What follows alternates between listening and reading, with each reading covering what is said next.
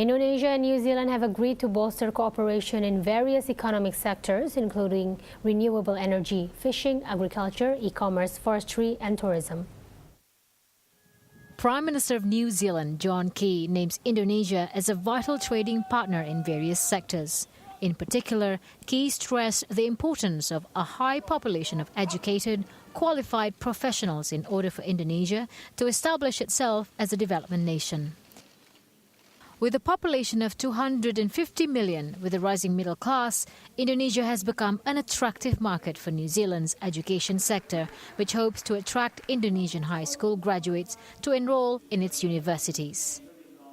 Education, we announced today that we're extending and expanding our aid into Indonesia. So we're running a pilot project with UNICEF for early childhood education. We'll educate about 7,500 youngsters over the next 4 years. We're also putting more money into postgraduate studies and scholarships for people to come to New Zealand.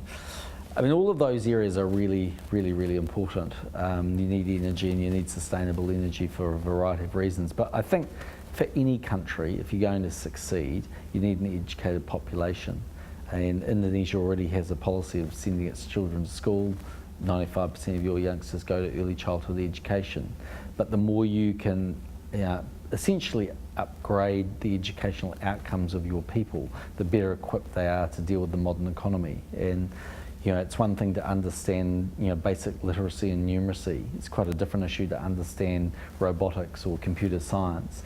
But the modern Indonesia won't be one based off cheap labour rates and a dedicated workforce, but a relatively low-skilled workforce. It'll be quite the opposite. It'll be a very highly skilled, innovative economy. And as you make that transition, your people need to be able to come with you. So I think what you're doing in education is really important. We are very committed to helping you. In 2015, total trade between the two countries reached $1.07 billion, below the total recorded in 2014. While so far in 2016, bilateral trade has already reached $2 billion. The government aims to increase trade with New Zealand to $3 to $4 billion by 2020. Trade Minister Thomas Lembong says Indonesia will increase agricultural and food product exports to New Zealand, while New Zealand will reciprocate through increasing milk and dairy product shipments.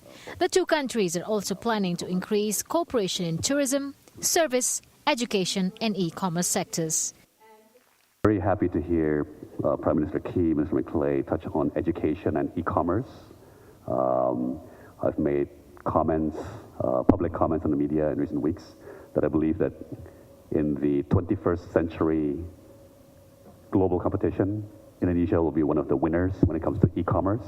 So I applaud the New Zealand's government focus on e-commerce and how we can potentially plug in to each other.